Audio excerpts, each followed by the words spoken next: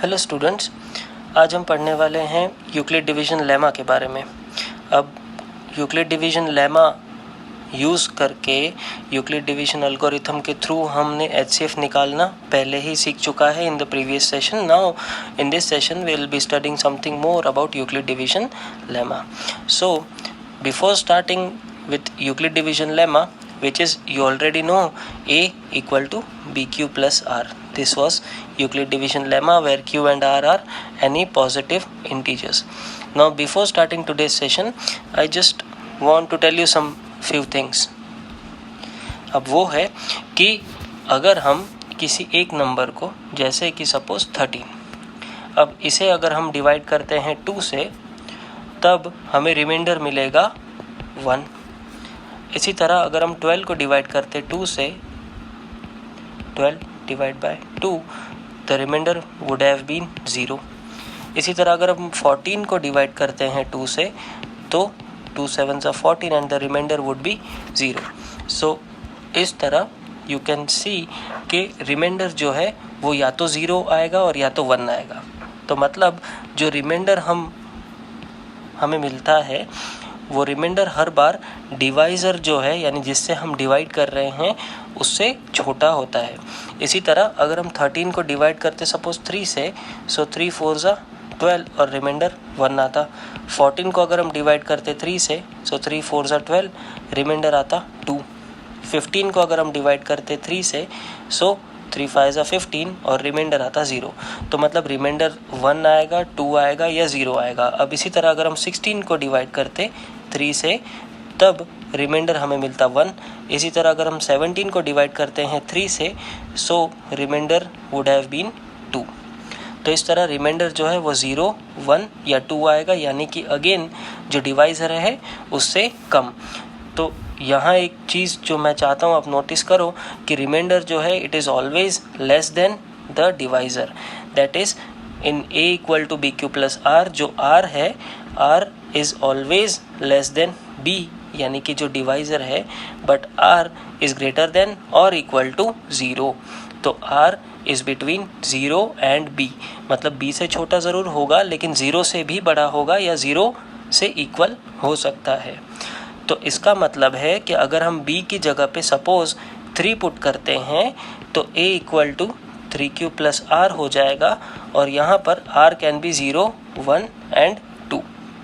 इसी तरह अगर हम B की जगह 4 पुट करते हैं सपोज, तो ये हो जाएगा A equal to 4Q plus R, where R can be 0 1 2 and 3।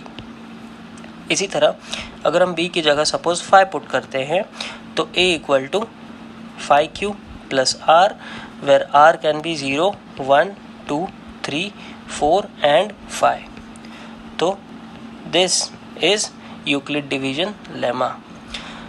तो अब इसके अलावा एक और चीज़ जो आपको पता होनी चाहिए वो है कि किसी भी नंबर को हम इवन या ऑड कैसे डिसाइड करते हैं। तो इवन और ऑड जो है वो कोई भी नंबर किस तरह डिसाइड होता है, उससे पहले I want you to pause this video here and have a look about this whatever we have done so far. A equal to BQ plus R, where R is less than B but R is greater than or equal to 0. B can be any number, that is 2 3 4, कोई भी number हो सकता है। अब यहीं अगर B 2 होता तो A would have been 2Q plus R, where R is 0 and 1. R 2 नहीं हो सकता क्योंकि R is always less than B. अब जो मेन पार्ट है वो है कि हम किसी भी नंबर को ऑड या इवन किस तरह डिसाइड करते हैं। तो अब अगर हमें प्रूव करना है कि कोई भी नंबर ऑड है, जैसे सपोज 16 अब इवन है और 17 जो है ये ऑड है, तो अब 16 को हम इवन ही क्यों बोलते हैं? क्योंकि 16 के जब हम फैक्टर्स निकालते हैं तो हम 16 को लिखते हैं 2 into 8। दैट इज़ 16 को जब हमने 2 से डिवाइड किया, 16 डिवाइड बाय 2, तो quotient was 8 and the remainder was 0। यानी कि अगर आप अज्यूम कर लो A equal to BQ plus R form में, तो जब हमने A की जगह पर 16 अगर हम लिखते हैं और b यानी कि जिससे हमने डिवाइड किया तो दैट इज़ 2, तो 2 इंटू क्यू, क्यू की जगह यहाँ पर है 8, सो 2 इंटू 8 प्लस 0 ऐसे हम लिख सकते हैं क्योंकि रिमाइंडर 0 आया है। इसी तरह 17 को अगर हम 2 से डिवाइड करेंगे तो this will be 2 into 8 plus 1, plus 1 क्यों? क्योंकि ये भी है a equal to B Q plus R form में, यानी कि 17 डिवाइड बाई 2 अगर हम करते हैं तो 2 8 ज़ा 16 एंड द रिमाइंडर इज़ 1, तो ये हो गया B Q plus R form में। तो अगर हमें किसी भी नंबर को ऑड प्रूव करना है तो हम ये प्रूव कर दें कि उस नंबर को अगर हम 2 से डिवाइड करते हैं तो remainder will be 1, and if you want to prove any number as even तो on dividing that number with 2 we will be getting the remainder as 0। So this is how we will be proving any number to be odd or even। इसलिए हम किसी भी number को odd या even बोलते हैं। even मतलब जब उस नंबर को हम 2 से डिवाइड करेंगे तो रिमाइंडर 0 आएगा, और odd जब हम उस नंबर को 2 से डिवाइड करेंगे तो रिमाइंडर 1 आएगा। यही चीज़ आप 4 से डिविजिबल में भी कर सकते हैं, यानी कि 4 से डिवाइड करने पर भी यही चीज़ अचीव की जा सकती है, लेकिन यही सेम चीज़ 3 से डिवाइड करने पर नहीं की जा सकती। ये हो गया सेकेंड थिंग जो आपको पता होनी चाहिए। First thing was a equal to B Q plus R and r is always greater than और equal to 0 and less than b, and the second thing is how we can prove any number as odd और even. अब suppose अगर मैं एक नंबर आपको कहता हूँ कि suppose a is an odd integer, odd positive integer, तो अब अगर a ऑड पॉजिटिव इंटीजर है तो आप a के बारे में क्या बोल सकते हो? तो a will be equal to 2q plus 1। 2q plus 1 क्यों? क्योंकि जब a को हम 2 से डिवाइड करेंगे तो रिमाइंडर 1 आएगा। q जो है ये कोई भी पॉजिटिव इंटीजर हो सकता है, q जो है ये ऑड इवन से हमें कोई मतलब नहीं है, हमें मतलब है सिर्फ रिमाइंडर 1 आने से, क्योंकि आपको बता दिया गया था कि a जो है ये एक ऑड पॉजिटिव इंटीजर है। अब इसी तरह अगर अब सपोज आपसे पूछा गया है कि show that every positive even integer is of the form 2q and every positive odd integer is of the form 2q plus 1, यानी आपको ये शो करना है कि कोई भी पॉजिटिव इवन इंटीजर हमेशा 2q के फॉर्म में होगा, यानी कि 2q प्लस 0 भी कह सकते हैं हम इसे, यानी कि रिमाइंडर 0 आएगा। And every positive odd integer, यानी हर positive odd integer 2q plus 1, यानी कि रिमाइंडर 1 आएगा जिसमें उस तरह का होता है। तो ऐसे जो क्वेश्चन है, ये क्वेश्चन है जो NCERT में है, तो इस क्वेश्चन को सॉल्व करने के लिए हम पहले लिखेंगे we know that every positive integer is of the form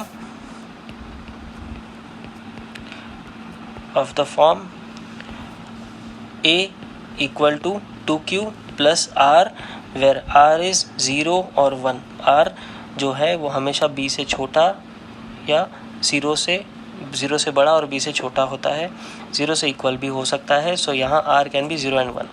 so a equal to 2q और a equal to 2q plus 1। अब अगर a इक्वल टू 2q है तो 2 से जब कोई चीज़ मल्टीप्लाई होती है तो वो ऑब्वियसली इवन है, so therefore a equal to 2q और a is an even integer. और यहाँ यानी कि सेकंड केस में जो है हम लिखेंगे therefore a is odd integer. यहाँ हमें पूरा सब कुछ लिखने की ज़रूरत नहीं है, यानी कि as the remainder is 1 so we can say, वो पूरा लिखने की ज़रूरत नहीं है, आप डायरेक्टली लिख सकते हैं a इज़ इवन यहाँ और a इज़ ऑड इंटीजर यहाँ पर। अब इसी तरह अगर हमें प्रूव करना हो कि show that any positive odd integer is of the form 4q plus 1 और 4q plus 3, यहाँ हमें प्रूव करना है कोई भी odd positive integer, positive odd integer यानी कि ऐसा इंटीजर जिसे जब हम 2 से डिवाइड करेंगे तो रिमाइंडर 1 आए। तो ऐसा जो पॉजिटिव इंटीजर होता है वो 4q+1 या 4q+3 होता है। इसका मतलब ये है कि 4q+0 या 4q+2 जो है वो ऑड नहीं हो सकते, ये भी हमें प्रूव करना है। Where q is some integer. अब यहाँ क्वेश्चन में ही हमें आंसर मिल गया है 4q+1। तो हम जो क्वेश्चन इसका जो सॉल्यूशन स्टार्ट करेंगे वो हम स्टार्ट करेंगे, we know that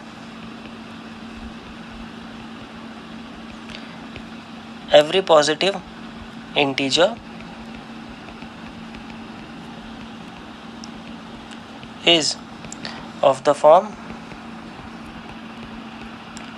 a equal to 4q plus r, where r is 0, 1, 2 और 3, यानी r जो है ये 0, 1, 2, 3 हो सकता है। अब हम चारों केस लेंगे। हमने 4q plus r से शुरुआत इसलिए की क्योंकि हमें क्वेश्चन में प्रूव करना था 4q+1 4q+3, इसलिए हमने स्टार्ट ही 4q plus r से किया। अब हमें प्रूव करना है 4q+1 4q+3 ऑड है। तो इसके लिए हम क्या करेंगे, पहले हम लिखेंगे case 1 that is a equal to 4q+0, यानी कि r को हम 0 ले रहे हैं। तो इसे हम ऐसा लिख सकते हैं कि 2 × 2q, 4q की जगह हम 2 × 2q लिख सकते हैं। फिर हम लिखेंगे लेट 2q इक्वल टू, हम कोई भी एक कांस्टेंट अज्यूम कर लेते हैं m। तो देयरफॉर a जो है वो हो गया 2m। अब जब कोई नंबर 2 से मल्टीप्लाई होता है और प्लस कुछ नहीं है तो मतलब ये वाला जो पार्ट है दिस पार्ट इज इवन, तो इट इज इवन इंटीजर। ये हो गया इसका फर्स्ट पार्ट। सेकंड पार्ट के लिए हम लेंगे a इक्वल टू 4q+1।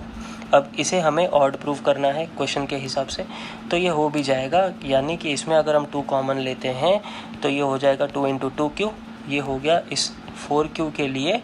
और फिर यहाँ आगे +1 है तो उस +1 को हम एज इट इज़ लिखते हैं।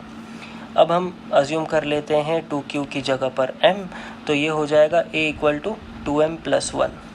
अब ये जो 2m वाला पार्ट है ये तो इवन है। क्यों इवन है? क्योंकि 2 से जब कोई चीज़ मल्टीप्लाई होती है तो वो हमेशा इवन ही होता है, ये हमने इसी सेशन में देखा था। तो अगर इवन में +1 कर देते हैं तो ये ऑड बन जाएगा, तो यहाँ हम लिख सकते हैं इट इज़ ऑड। इसी तरह हम थर्ड केस लेंगे that is a equal to 4q+2। तो अब इसे हम लिखेंगे 2 × 2q, ये हो गया 4q के लिए, और यहाँ +2 भी है तो 2 तो हम कॉमन निकाल चुके हैं, तो यहाँ हम लिख सकते हैं +1। तो अब इस 4q+2 की जगह हमने लिख दिया 2 × 2q+1। अब बाहर कुछ नहीं है तो वहाँ हमें कुछ नहीं लिखना है, यानी +0 हम लिख सकते हैं। तो अब यहाँ पर हम 2q+1 की जगह अज्यूम कर लेंगे m, तो a हो जाएगा 2m+0। अब अगर a 2m है तो इसका मतलब है ये इवन है, इट इज़ इवन। इसी तरह अगर a जो है दैट इज़ 4q+3। अब यहाँ पर अगर हम 2 कॉमन लेते हैं तो ये हो जाएगा 2 × 2q प्लस, अब यहाँ ध्यान से देखना यहाँ 3 है, तो 3 में से अगर हम 2 कॉमन निकाल रहे हैं तो यहाँ बचेगा +1, यानी कि जब ब्रैकेट ओपन होगा तो ये होगा 4q+2, और क्योंकि ऊपर है +3 तो ये हो जाएगा +1 और, यानी कि ब्रैकेट जब ओपन होगा तो 4q+2+1 दैट इज़ 4q+3 हमें वापस मिल जाएगा। तो ये एक चीज़ खास ध्यान देने जैसी है यहाँ पर। तो late 2q+1 be equal to m, so therefore a will be 2m+1, और 2m+1 यानी कि ये जो 2m वाला पार्ट है it is already even and we are adding 1 to an even number, so therefore it is odd। तो इस तरह ये प्रूव हो गया कि 4q+1 यानी कि ये वाला पार्ट और ये वाला पार्ट ये दोनों ही ऑड है, और बाकी जो दोनों है that is 4q and 4q+2 वो दोनों इवन है। तो हमने प्रूव कर दिया कि एवरी पॉजिटिव इंटीजर या any positive integer, any positive odd integer is of the form 4q और 4q+1 और 4q+3। तो ये एक प्रूफ आपको ध्यान से करना है। This is also an NCERT question. Now let us see another example. Now in question number 2 you can see, show that any positive odd integer is of the form 6q plus 1 or 6q plus 3 or 6q plus 5 where q is some integer. यानी यहाँ हमें prove करना है any positive odd integer is of the form 6q plus 1 6q plus 3 6q plus 5, यानी 6q plus 1 6q plus 3 6q plus 5 होगा तभी कोई भी इंटीजर ऑड होगा. अब क्योंकि क्वेश्चन में दिख रहा है हमें 6 b की जगह पर 6 लेना है a equal to B Q plus r में, तो हम लिखेंगे कि let a equal to 6q plus r where r is equal to 0 1 2 3 4 and 5. अब हम लेंगे case first that is a equal to 6q. अब a इक्वल टू 6q है तो यहाँ पर हम 2 इंटू 3q लिख सकते हैं और फिर हम लिखेंगे late 3q be equal to m. So a will be equal to 3m, a will be equal to 2m sorry. So 2 से जब मल्टीप्लाई होता है तो नंबर इवन होता है, तो therefore it is even. अब ये हम उसी तरह सॉल्व कर रहे हैं जिस तरह हमने लास्ट क्वेश्चन किया था. Second case a equal to 6q plus 1. अब यहाँ पर हम लिखेंगे a इक्वल टू 2 हम कॉमन ले रहे हैं तो ये हो जाएगा 3q, और क्योंकि प्लस 1 अलग से है तो हम लिख देंगे plus 1. So let 3q be equal to m. So a will be equal to 2m plus 1. अब 2m ये पार्ट इवन है and we are adding 1 to an even number, so therefore it is odd integer. Now moving on to the third case that is a equal to 6q plus 2. 6q plus 2, तो therefore यहाँ हम 2 common लेते हैं तो this will be 3q plus 1, यानी bracket जब open होगा तो this will be 6q plus 2 और प्लस 0 क्योंकि रिमाइंडर कुछ नहीं है. So let 3q plus 1 be equal to m. So this will be a equal to 2m plus 0 that is 2m and it is even. अब इसी तरह हम लेंगे next case that is case 4, a equal to 6q plus 3. अब 6q plus 3 अगर हम लेते हैं और यहाँ हम 2 कॉमन लेते हैं तो this will be 3q plus 1. अब जब ब्रैकेट ओपन होगा तो this will be 6q plus 2, और क्योंकि यहाँ 3 है तो यहाँ हम कर देंगे प्लस 1. तो अब ये टोटल सॉल्व होके this will be 6q plus 3. तो अब let 3q plus 1 be equal to m and a will be 2m plus 1. अब 2m प्लस 1 तो देयरफॉर इट इज़ ऑड, क्योंकि 2 से मल्टीप्लाई होने के बाद रिमाइंडर आ रहा है 1. तो अब तक हमें 2 ऑड मिल चुके हैं, 6q प्लस 1 6q प्लस 3. अगला ऑड हमें मिलेगा 6q प्लस 5, यानी कि 6q प्लस 4, यानी कि जो हमारा केस नंबर 5 है वो होगा a equal to 6q plus 4 और ये होगा इवन. क्यों? क्योंकि यहाँ अगर हम 2 कॉमन निकालते हैं तो this will be 3q plus 2 और प्लस 0. सो 3q प्लस 2 को हम अज्यूम कर लेंगे let 3q plus 2 be equal to m.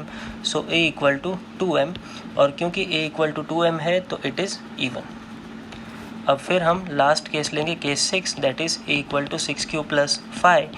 अब यहाँ अगर हम 2 कॉमन लेते हैं तो this will be 3q plus 2, यानी कि जब ब्रैकेट ओपन होगा तो 6q प्लस 4, और क्योंकि यहाँ प्लस 5 है तो प्लस 1 हम और कर देंगे.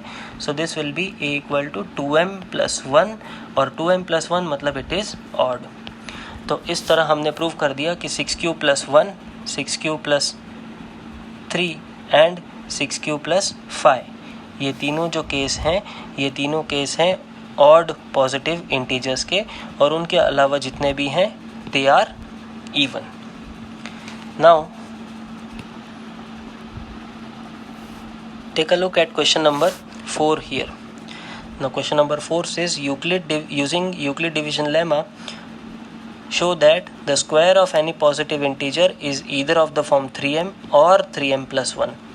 Now we have to prove that square of positive integer, यानी हमें किसी भी पॉजिटिव इंटीजर का स्क्वायर करना है और उसके बाद उसे 3m या 3m प्लस 1 के फॉर्म में बताना है. अब क्योंकि हमें 3 इंटू m के फॉर्म में बताना है तो अगर हम किसी भी पॉजिटिव इंटीजर को 2q प्लस 0 2q प्लस 1 लेंगे तो उसका स्क्वायर करके हम 3 कॉमन नहीं निकाल सकते. यानी कि suppose we start with a equal to 2q, तो on squaring this will be 4q square. अब 4q² है तो इसे हम 3m तो नहीं लिख सकते। इसी तरह अगर हम 2q+1 लेते हैं a की जगह पे और इसका स्क्वायर करते हैं तो this will be 2q+1 whole square which will be 4q² plus 4q+1, यह है a+b होल स्क्वायर। अब यहाँ पर भी हम 3 कॉमन नहीं निकाल सकते। हमें 3 कॉमन क्यों निकालना, क्योंकि यहाँ हमें प्रूव करना है 3m और 3m+1। तो 3 जो है वो कॉमन तभी निकलेगा अगर हम ऐसा नंबर सेलेक्ट करते हैं जिसके मल्टीपल या जिसके फैक्टर्स में 3 हो। तो हम स्टार्ट करेंगे 3 से। That is we know that every positive integer is of the form, we know that every positive integer, any positive integer is of the form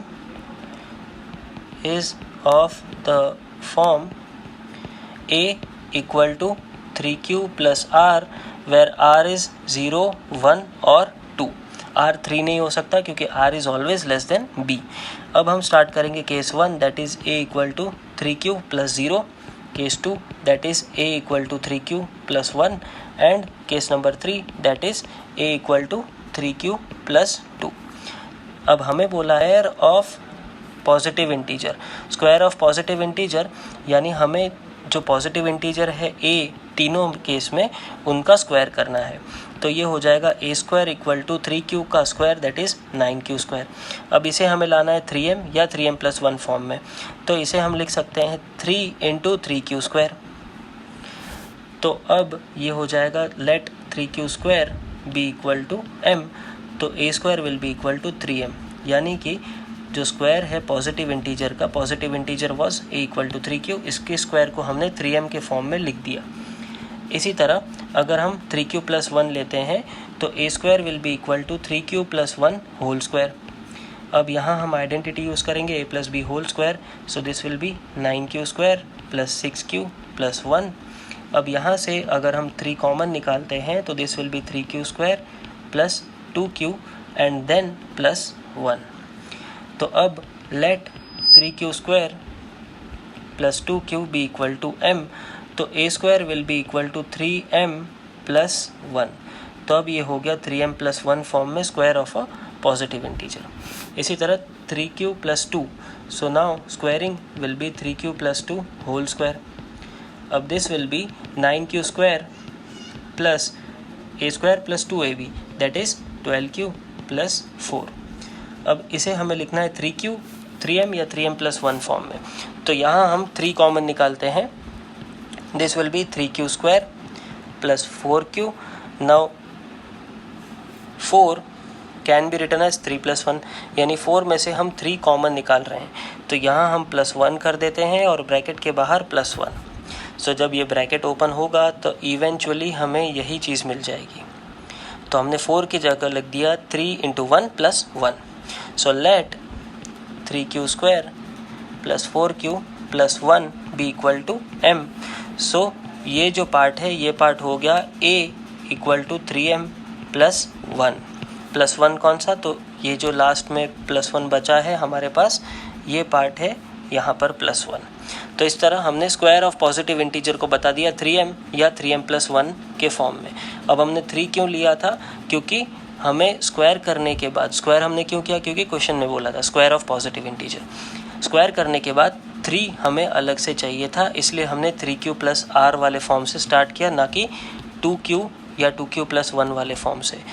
तो ये चीज़ जो है ये आप लोगों को ध्यान में रखनी है।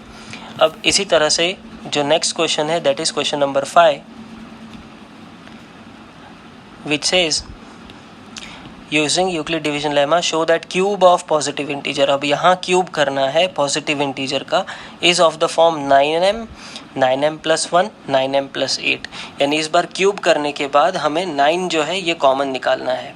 अब यहाँ पर अगर क्यूब करने के बाद 9 कॉमन निकालना है तो यहाँ पर भी हम 2 से स्टार्ट नहीं कर सकते, और ना तो 4 से या 6 हम स्टार्ट कर सकते हैं, लेकिन हम 2 नहीं ले सकते, क्योंकि 2 का अगर हम क्यूब करते हैं, जनरली ऐसे सोचते हैं कि अगर हम 2 से स्टार्ट करते हैं तो 2 का क्यूब होता है 8 और हम उसे 9m के फॉर्म में तो नहीं ही लिख सकते।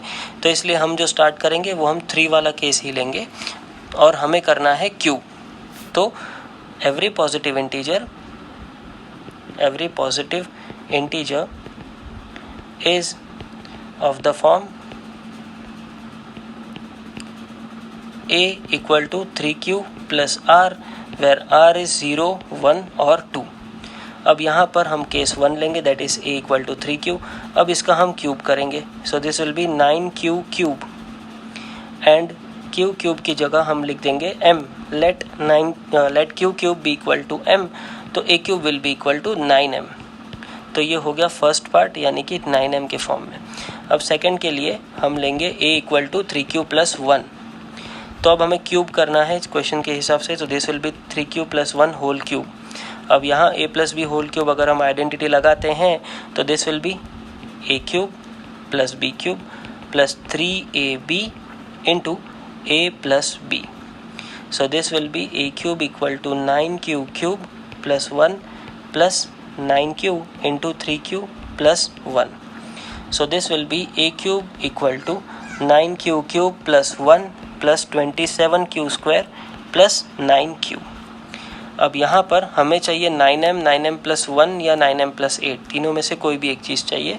तो यहाँ हम 9 कॉमन ले लेते हैं, तो this will B q cube plus यहाँ 27q स्क्वायर में से 3q स्क्वायर बचेगा, सो this will B 27q square plus q, और प्लस 1 जो ये बच जाएगा इसे हम बाहर लिख देते हैं plus 1. And let q cube plus 3q square plus q be equal to m, तो a cube will be equal to 9m plus 1.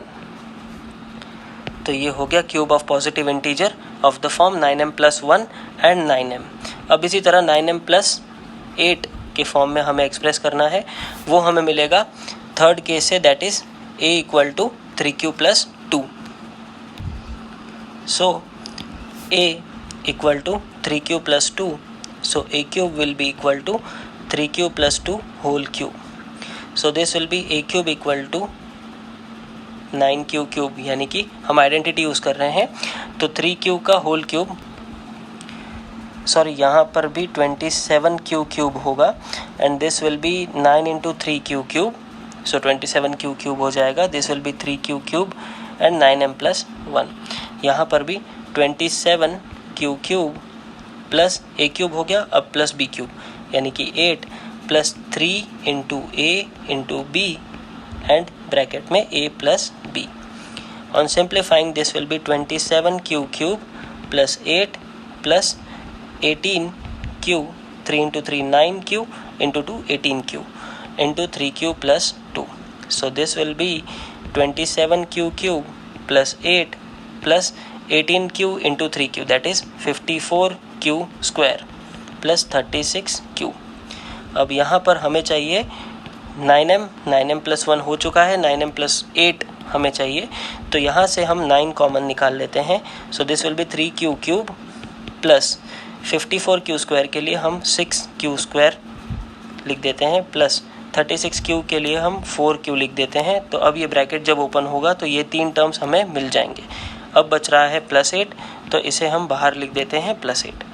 Late 3q cube plus 6q square plus 4q be equal to m, so a cube will be equal to 9m plus 8. So इस तरह cube of every positive integer जो है वो 9m plus 1 या 9m plus 8 के form में लिखा जा सकता है. सो इस तरह आपको ये क्वेश्चंस करने हैं. अब यहाँ पर एक इम्पॉर्टेंट चीज़ है, that is question number 3. In question number 3, you have said an army contingent of 616 members is to march behind an army band of 32 members, which means there is an army contingent of 616 members. So 616 members are there in a row and they are to march behind an army band. मतलब इन्हें मार्च करना है army band के पीछे. तो मतलब आगे होंगे आर्मी बैंड एंड पीछे जो होंगे they will be army contingent. So army contingent is to march behind an army band in a parade. The two groups are to march in same number of columns. In same number of columns मतलब जितने columns band के होंगे उतने ही columns army contingent के होंगे. मतलब suppose there are 6 columns, suppose there are 6 columns of band members, then there will be 6 columns of army contingent also. So इस तरह इन्हें मार्च करना है. What is the maximum number of columns in which they can march? Maximum columns कितनी हो सकती हैं? मतलब यहाँ पर 616 मेंबर्स हैं और 32 बैंड मेंबर्स हैं, and they are to march in same number of columns. मतलब जितनी कॉलम्स बैंड मेंबर्स की होंगी उतनी ही कॉलम्स आर्मी कॉन्टिंजेंट की भी होंगी. तो हमें बोला है मैक्सिमम नंबर ऑफ कॉलम्स. तो कॉलम्स जो नंबर ऑफ कॉलम्स होंगी वो गिवन नंबर्स यानी कि 616 या 32 से छोटे ही होंगे. क्यों छोटे होंगे? क्योंकि अगर 33 कॉलम्स हैं सपोज, तो 32 मेंबर्स हैं बैंड के, तो 32 मेंबर्स हैं अगर बैंड में, तो 33 कॉलम्स तो बन ही नहीं सकती. एक नॉर्मल सी चीज़ है जो आपको क्वेश्चन रीड करने के बाद खुद ही आपको आइडिया आएगा कि गिवन नंबर्स से हमारा आंसर छोटा है या बड़ा है. यही एक चीज़ आपको सोचनी है. तो अब जैसे कि इस क्वेश्चन में है कि हमने पढ़ के ये पता चल गया कि 32 से तो छोटा ही आंसर है और 616 से तो ऑब्वियसली छोटा होगा क्योंकि 32 से ही छोटा होगा नंबर. तो जब हमें ऐसा आंसर मिले क्वेश्चन पूछने पर कि जो रिक्वायर्ड नंबर है वो छोटा होगा, तब आप समझ जाइए कि आपको निकालना है HCF. तो अब हमें इस क्वेश्चन में निकालना है HCF ऑफ 616 एंड 32. तो मैं आपको फिर से एक बार बता दूं कि हमें पता कैसे चलेगा कि HCF निकालना है. तो यहाँ हमें बोला था 616 मेंबर्स 32 मेंबर्स के पीछे मार्च करने वाले हैं और सेम नंबर ऑफ कॉलम्स में मार्च करेंगे, और हमें पूछा था मैक्सिमम नंबर ऑफ कॉलम्स. तो नंबर ऑफ कॉलम्स जो हैं वो बैंड मेंबर से तो कम ही होंगे. क्यों? क्योंकि बैंड मेंबर्स के पीछे आर्मी कॉन्टिंजेंट चलेगा, और अगर आर्मी बैंड मेंबर्स के 35 कॉलम्स हैं सपोज या 40 कॉलम्स हैं, तो 40 तो मेंबर्स भी नहीं है हमारे पास आर्मी बैंड में. तो ये पढ़ के हमें पता चल गया कि जो रिक्वायर्ड आंसर है वो इन दोनों से छोटा है, और इसलिए हम HCF निकाल रहे हैं. तो HCF of 616 and 32 using Euclid division algorithm which we studied in the previous session. So this will be 616 equal to 32. So on dividing 616 by 32 we will be getting 19 as quotient and 8 as remainder. So again 32 can be written as 8 into 4 plus 0. So when the remainder was 0, the divisor was 8. So the HCF of 616 and 32 is equal to 8. So the maximum number of columns in which they can march is 8. So 8 is the maximum number of columns जिसमें वो मार्च कर सकते हैं. तो इस एक question को आप ध्यान से रीड कीजिएगा, और इस तरह के जितने भी वर्ड प्रॉब्लम्स हैं वो सारे वर्ड प्रॉब्लम्स में आपको इसी लॉजिक से चलना है कि रिक्वायर्ड आंसर बड़ा है या छोटा है, और उसके हिसाब से आपको प्रोसीड करना है. So that's it for today's session. This was the first exercise from NCERT chapter 10 real numbers. In the next session we will be moving further ahead with fundamental theorem of arithmetic and prime factorization. Thank you.